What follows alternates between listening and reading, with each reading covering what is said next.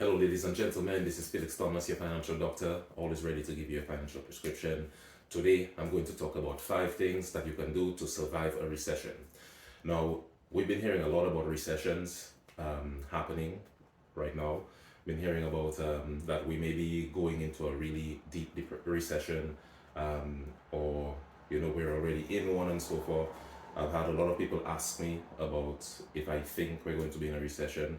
I mean, really anything can happen, and we'll see how it plays off. But I would just like to give 5 tips as to what you can do in case one actually does happen.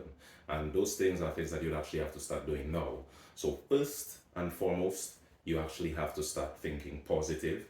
And when I say thinking positive, I'm talking about just, looking at the things that you can do that will bring something good for you, regardless of what's happening on the external. As we all know, a recession is something that has happened before. It is temporary. There is a light at the end of the tunnel, just meaning that one day it may come and one day it will go. So like every other thing in our lives, we have to accept the bad the same way that we accept the good. It's a matter of embracing it and doing what you can when it comes. And always remember, just like after day comes night, after recession comes progression. The second thing that you need to do to survive a recession is create or review your budget. Your income and expenses has most likely changed over time, and you do need to review it and see exactly what they are on paper. You cannot trust that stuff to your head. A lot of people always wonder where their money go to, and usually those are people who actually have no budget in place. If you actually have a budget in place, you now have the power to actually tell your money exactly where to go. So you do need to review your budget or create a budget, update that stuff, and make sure that it's in line with everything. Now, in creating a budget, you're not restricting yourself to your spending or anything. You just have to make sure that you include all your expenditures and so forth in it. So if you want to include, like parties, you want to include travel, leisure activities, you want to ensure that those things are in your budget and that it makes sense with the money that you're making. And it just helps you to ensure that you're not living above your means. And it just gives you a clearer picture as to what you can do with your money, and also gives you a better idea of what excess money that you have for you to actually, do other things. The third thing that you can do is keep an eye open for opportunities on the market. So when I talk about opportunities, I'm talking about just look at how the market has been falling in recent times. So far for the year, the market has been down a lot. One thing that you can look at doing is seeing what type of investments that you may want to put your money into. For instance, we're also seeing that the price of property has been going down as a result of interest rates being jacked up. So you may want to look and see, okay, should I be buying more land? Should I be buying another property? Something that could, bring some kind of benefit in the future or some appreciative value in the future.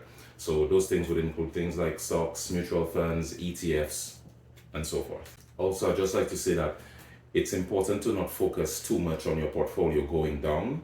Yes, it's something that's happening, and it is definitely scary whenever it happens. But in the grand scheme of things, this is actually, like short-term volatility. And if you just focus on, your actual goals, when you want to attain your goals, you will see that you really don't have anything to worry about, because this is not the first time that you're experiencing a downfall in your portfolio. The fourth thing that you can do to survive a recession is you need to have an emergency fund prepared. You could have a couple $1,000s saved up, which would be good for an emergency fund, usually 3 to 6 months worth of your expenses. However, there are other means, depending on the type of person you are.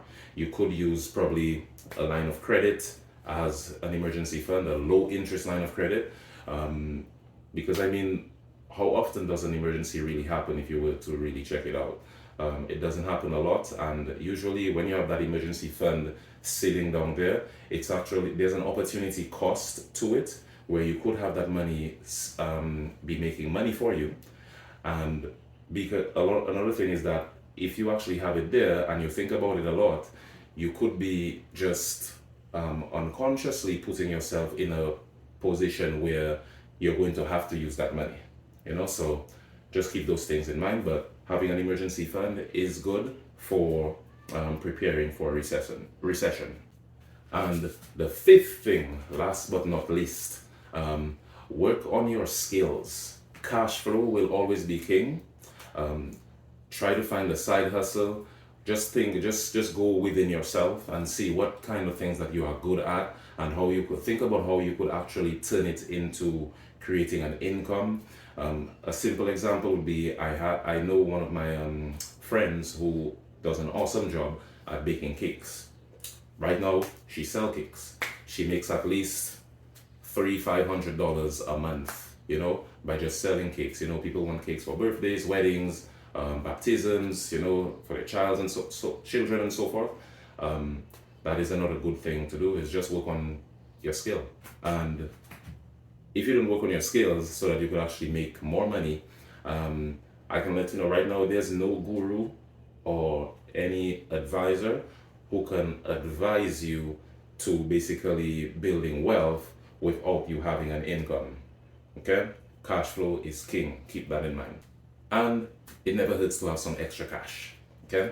So work on your skills so that you can actually get paid more. You'll be valued more in the marketplace. And that's what I have for you all today. Thank you so much for listening to this video.